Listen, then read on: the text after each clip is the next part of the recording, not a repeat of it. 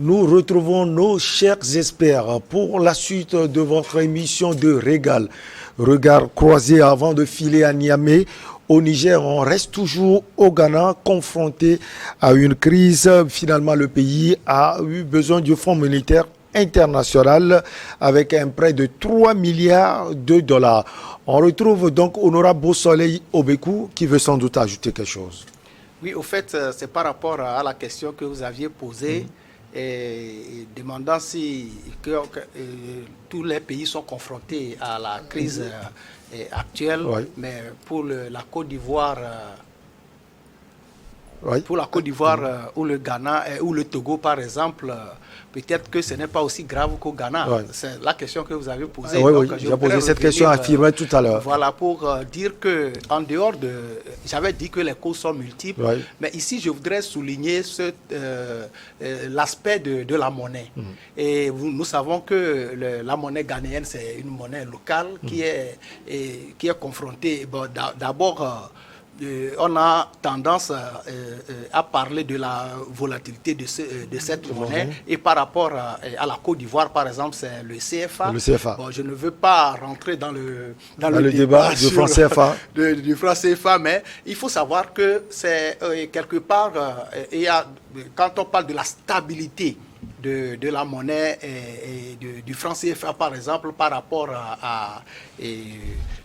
au CIDI du Ghana, quand ça va bien et que la monnaie est forte, ça veut dire que l'économie va bien. Mais lorsque il y a des crises et que la monnaie a des problèmes, ça aussi, ça ajoute à la gravité de la situation du Ghana. Donc c'est ce que j'ai voulu souligner. Et quelque part, en parlant de la Côte d'Ivoire, je voudrais dire aussi que c'est peut-être que quelque part, si la Côte d'Ivoire a limité les dégâts, ça veut dire que quelque part, ça dépend de la gouvernance, la monnaie, la stabilité de sa monnaie par rapport au Ghana, qui a une monnaie très volatile et qui lui cause des soucis lorsqu'on a des crises comme ce que nous vivons actuellement. Alors, Firmet Tekouabo, sans doute avec les 3 milliards de dollars, le voisin ghanéen va s'en sortir.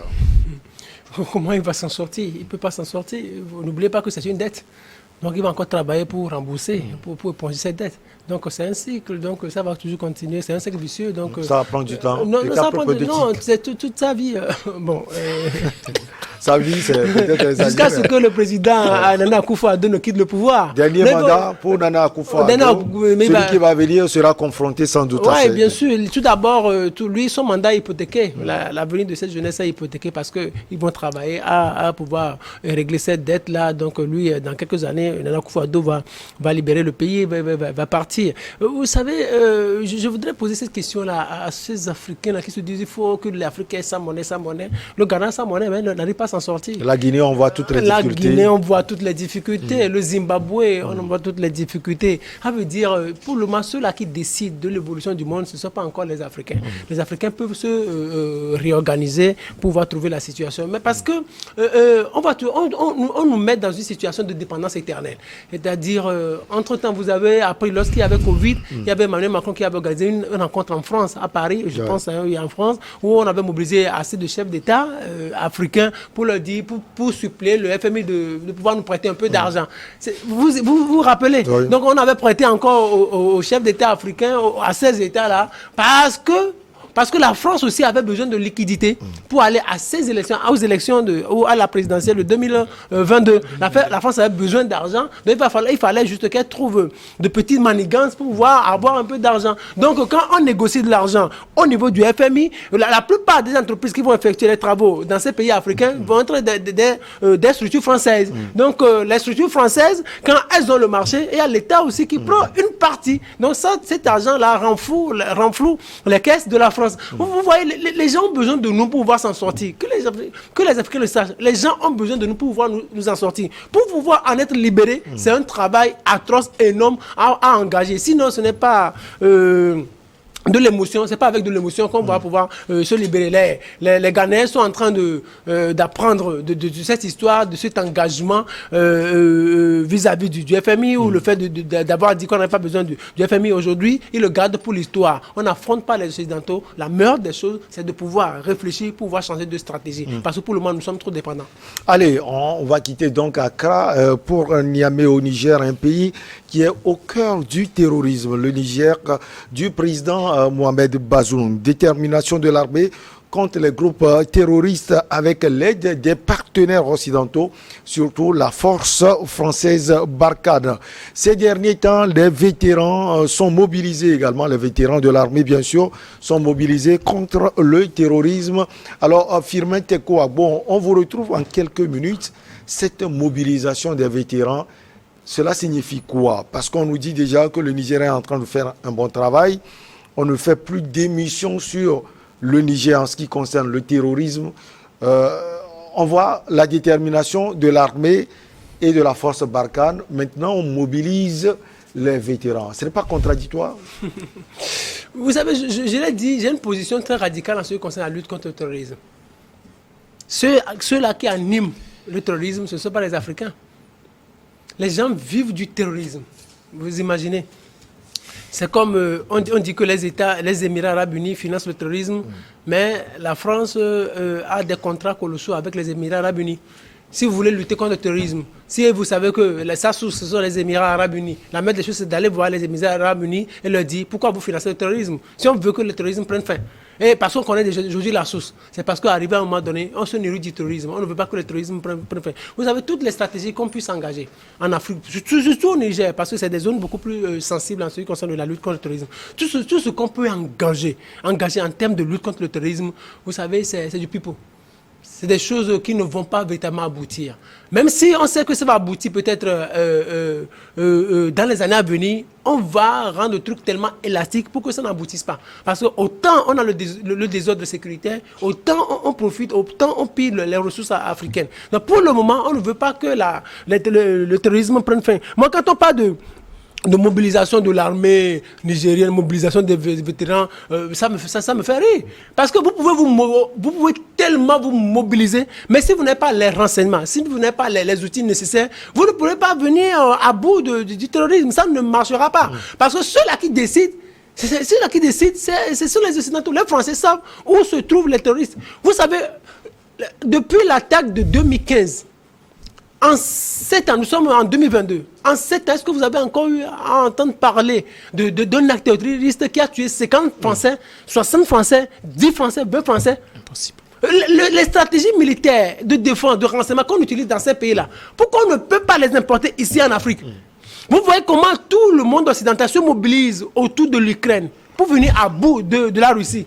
Alors si on utilisait mobilisait tous ces moyens-là aux côtés des Africains en ce qui concerne la lutte contre le terrorisme, vous ne voyez pas que l'Afrique pourrait dire un jour bye bye au terrorisme. C'est parce que ceux-là qui nous aident à lutter contre le terrorisme savent qu'ils ne peuvent pas nous aider à 100%, savent qu'ils vivront du terrorisme. Autant le désordre est là, autant on pille à suffisance les ressources du continent. Que vos vétérans se mobilisent ou pas.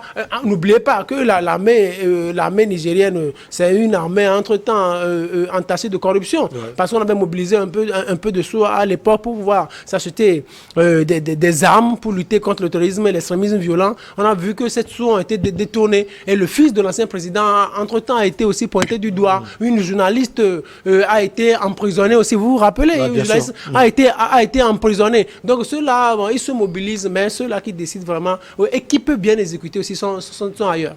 Honorable Beau-Soleil Obekou, comment expliquer cette mobilisation des vétérans de l'armée nigérienne contre le terrorisme? Oui, c'est une décision légitime parce que quand on est en guerre, le Niger est en guerre contre les terroristes, et quand on est en guerre et qu'on on est confronté à l'insuffisance de l'effectif qui est engagé sur le front, on mobilise les vétérans. D'ailleurs, on les appelle même l'armée de réserve. Ouais. Lorsqu'ils vont dans tous les pays, lorsqu'ils vont à la retraite, ils sont toujours, ils ne sont pas inexploitables, donc ils sont toujours prêts en cas de besoin. Donc actuellement, les motifs qu'avance le Niger pour pouvoir appeler ces vétérans à venir rejoindre une fois de plus l'armée, c'est que d'abord, vous savez, le Niger a fait un programme de doubler son effectif, l'effectif de son armée de 25 000 à 50 000 d'ici 2025. Donc actuellement, ces actions sont dans la droite ligne de cet objectif-là. Et aussi, ils ont été clairs que ceux qui sont mobilisés, l'armée de réserve qui est mobilisée actuellement, d'abord c'est des gens qui sont partis en retraite il y a de cela moins de 5 ans. Hein. Ce n'est pas ceux qui sont fatigués, entre guillemets. Ce n'est pas à eux qu'on fait appel. Donc à ceux qui ont encore de la matière à vendre. Et d'abord, d'habitude, quand ça se produit comme ça, c'est qu'on veut engager ceux qui sont actuellement actifs, les soldats qui sont actuellement actifs, on veut les engager au niveau du front. Donc, on cherche les vétérans pour pouvoir occuper la place que les autres occupaient. Par exemple, garder par exemple les édifices, faire la sécurité au niveau des villes, tout ça là. Mais bon, je viens de citer quelques motifs qui peuvent pousser les autorités pays à mobiliser faire appel aux vétérans. Donc actuellement, pour le cas spécifique du Niger, disons-le, il y a la guerre contre le terrorisme. Et l'armée nigérienne, le Niger ne peut pas rester les bras croisés. Et disant que la guerre là, elle ne peut pas la gagner. Et elle peut gagner cette guerre là, Inch'Allah, parce que la difficulté aussi, que ce soit au niveau des Occidentaux ou au niveau des pays qui sont confrontés réellement à cette guerre là, c'est que ce n'est pas une guerre conventionnelle. Comme par exemple, quand vous prenez la France, où il y a le terrorisme, c'est des gens qui viennent, qui font c'est des kamikazes.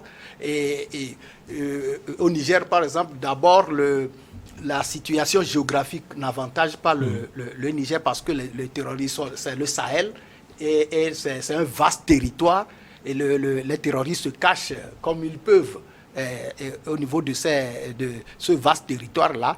Donc actuellement, le Niger doit aussi mobiliser son armée et aussi faire appel. Le renseignement, par exemple, au Niger actuellement, c'est les États-Unis, c'est l'Union européenne qui fournissent ces renseignements-là au Niger. Mais maintenant, le Niger doit compter aussi sur son armée. L'armée est là pour ça. C'est pour cela que toutes les stratégies sont quand même les bienvenues pour pouvoir lutter contre ce fléau, ces terroristes qui opposent une guerre asymétrique à ces États. Alors, Gabé Adjao, on sent que le président Mohamed Bazoum et son gouvernement sont dans l'anticipation. C'est vrai que c'est un peu calme aujourd'hui au Niger, mais quand on voit le Mali à côté, où presque le nord est occupé par les groupes terroristes plutôt, on voit le Burkina Faso, entre ces pays déjà, il y a la zone des 3 frontières, qu'on voit un peu partout en Afrique, cette zone, le Bénin aussi est frappé des fois. On sent qu'on est dans l'anticipation et qu'à chaque moment, ces terroristes qui agissent au nord Mali peuvent se replier au Niger, donc il faut prendre des mesures. C'est important de prendre des mesures parce que nous sommes dans une guerre, parce que je dis nous sommes parce que c'est toute la sous-région. Nous sommes dans une guerre contre des gens qu'on ne voit pas, contre une nébuleuse qui frappe à tout moment, donc mieux vaut se préparer à l'avance.